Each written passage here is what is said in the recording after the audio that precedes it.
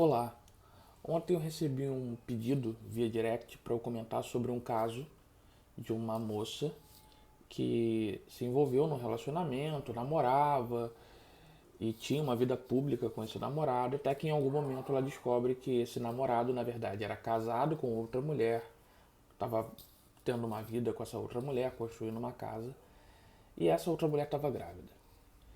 Então ela tem uma grande decepção, uma grande frustração com esse relacionamento ao descobrir isso, mas isso vem a público.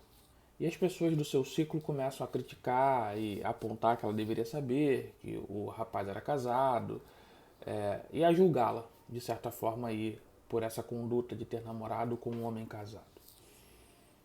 E quando eu li esse pedido para comentar sobre isso, eu fiquei até um pouco reflexivo do que eu poderia acrescentar num debate, num tema tão delicado, e em especial por se tratar da vida de uma pessoa. Mas aí me remeteu a uma situação que eu vivi quando eu era adolescente, lá pelos meus 14, 15 anos, ou seja, 20 anos atrás.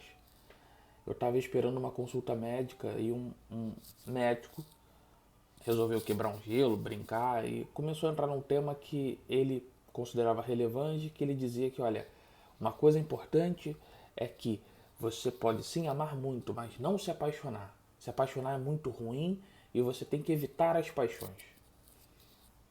Uma conversa totalmente aleatória para um adolescente de 14 anos, que eu obviamente guardei aquela informação, aquilo me marcou, memorizei e obviamente eu ignorei logo em seguida, porque com 15 anos eu me apaixonava todo mês. Sempre fui muito emocionado, continuo sendo, mas era um pouco mais grave na adolescência. Esse médico tinha uma moral, esse médico tinha uma ideia, um código do que seria viver bem. E para ele, viver bem seria não se apaixonar. Claro que eu não o conhecia, não tenho notícias de quem ele é, mas fico hoje desconfiado de que ele deve ter sofrido um bocadinho com as paixões. A gente geralmente cria moral, cria regra, cria condutas para tentar se proteger de alguma coisa que nos doa mais.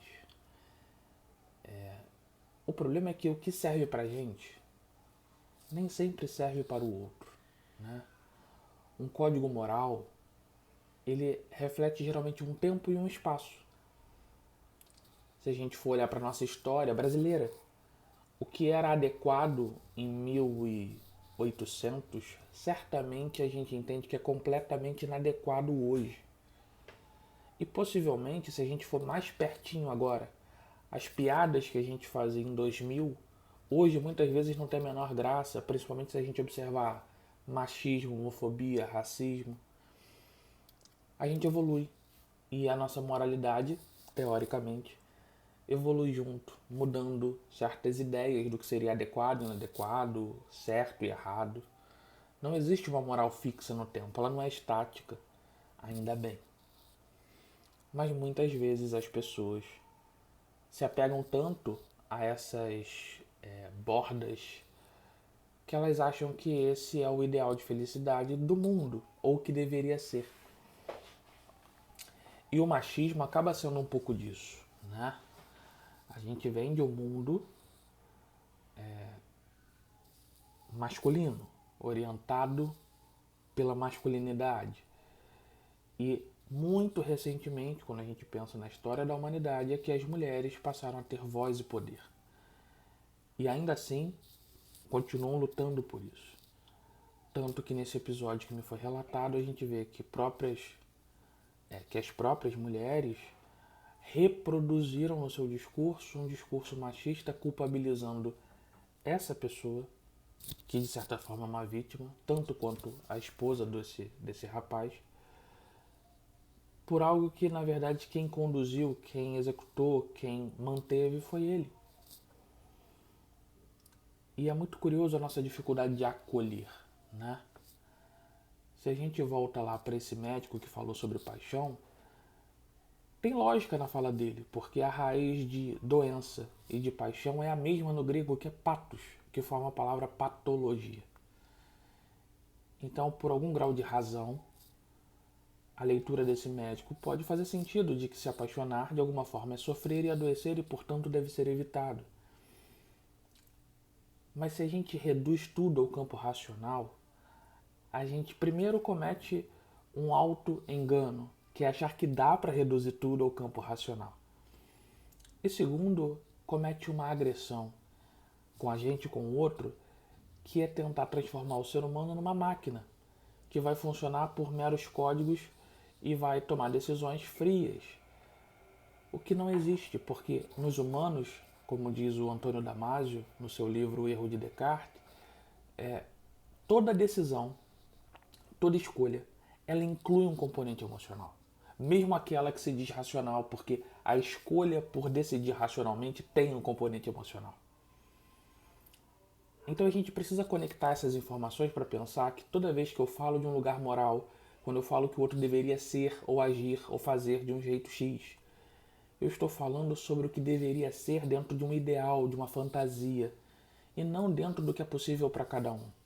Principalmente porque eu não estou envolvido com a carga emocional que aquela pessoa está. Eu não estou no lugar dela. E nunca estarei, por mais que eu me esforce.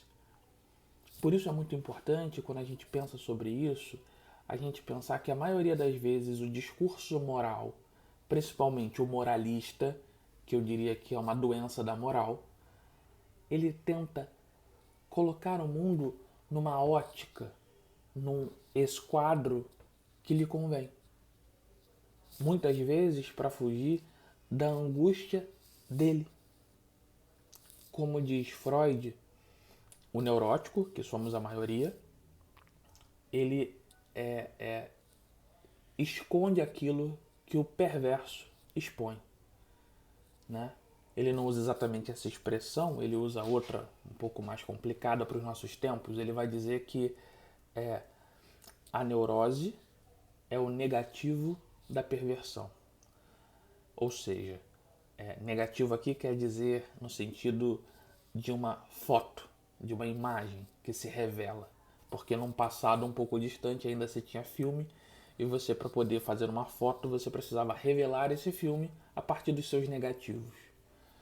Então, nesse sentido, muitas vezes o que incomoda, o que faz com que pessoas julguem, é porque elas também têm desejos que elas lutam contra.